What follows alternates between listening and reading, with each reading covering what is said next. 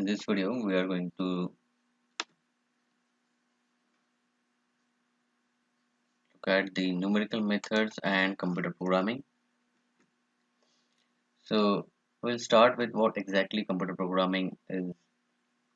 Computer programming is something like a set of instructions which is based for the computer, and it has to be arranged in logical order. And you have to use proper programming language for doing some kind of useful things, and that is how the computer program is all about. When we talk about the high level languages, there are different high level languages, and if you look at the high level languages, so they are basically programming languages which are application or users oriented. So what does this mean? This means that there has to be different languages which actually suitable for the there are different class of the applications, so that may vary from the applications, and accordingly we can say that the high level languages include Fortran, Basic, COBOL, Pascal, C language, C++, Java, Python, and many more are there. So when we look at the compiler, we are looking just at the different key concepts and the terms, and in this, if we just look at the compiler, so this compiler means it is actually a software which creates a machine language program, and with the use of high level language. If we just talk about in this particular course which is actually related to the Fortran, so we will see, so this is the Fortran is a high level language program, and basically with the help of this we can do the computer programming. So this machine language program that can be a executable program, and since why we call it executable program, because it actually executes on a computer. So whatever is going to execute on a computer, in that case we will say, so that is a executable program. When we talk about the compilation process of the compilation, we have seen the compiler, so this is particularly related to the what we have seen, whatever is the executable. And when we talk about the compilation, the process of translation of a program, if we want to translate a program from the high level language to the machine language, then that process is called as a compilation. And if we talk about the executable statements, there are some executable statements. Basically, what does that consist of? So these are the instructions which are basically prepared for the computer, and they have to use during the program execution. So you can perform different tasks or some specific tasks using this kind of statements. So if we just talk about what are the different executable statements, so the executable statements in a Fortran language, so you can say it's a read statement, write statement, go to statement, stop statement, if statement, and there are many other. There are some non-executable statements as well. So if we talk about the suppose there are certain instructions for the compiler basically, and they have to use during the compilation process. But if we talk about this, this is not going to execute as such. So what does that consist of? End statement, real statement, character statement. Then there is a dimension statement, format statement. So basically these consist of the non-executable statement. There are some type of errors if we talk about, or if we just make a program, and that case if we run it, then we'll have certain different types of error. So the first one, if we just talk about syntax error is there. These are particularly grammatical error. If you just make a mistake in the grammar of that Fortran language, in that case you will have this syntax error. and these errors are reported by the compiler at the time of compilation. So, if suppose there is a certain syntax error, in that case, this particular compiler uh, or that particularly compilation process will not get completed.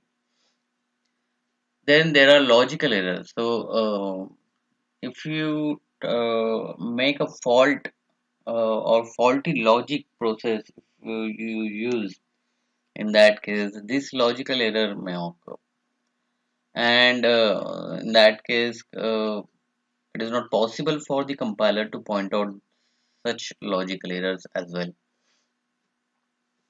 Well, there is a third error, that is a runtime error. So these error occur at the time of execution of program for a particular data value. So sometimes you give the wrong data. In that case, this may occur. Runtime error is the third type of error. Then there is another key concept, that is a flow chart. So this is a generalized one. This is a graphical representation whatever program you are going to do. In that case, the flowchart is very much useful, and it is particularly the guideline is for the programming, and that is a language independent. So what does that mean? It means that the same flowchart can be used for FORTRAN language or C language or basic language or the program language. So yeah. So if we just talk about the FORTRAN programming, how to install it on the computer, let us just check it out. Basically, this task is required to be performed only if the computer system you will be using does not have FORTRAN IDE. IDE, what does that mean? Integrated Development Environment. If that software is already installed, so then in that case, this task is not required. But there are many softwares available for this purpose. Basically, Force 2.0 IDE, which is actually free or freely downloadable from this website, that is http of this force.lepsch.com. You can just download and install the latest version from this website. Now, how what exactly this there are certain rules for the coding. We will see it in much detail, but basically this is how the photon coding sheet is all about. In short, basically there are some statement numbers from column 1 to 5, then 6 is the continuation, then 7 to 72 is statement, and 73 to 80 it is a remark. So basically column 1 to 80, or you can say a particular line may have maximum 80 characters. So this is how the distinct zones are there.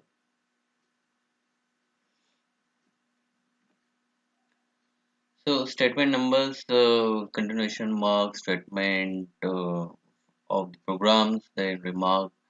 This is how it can be written in the Fortran language.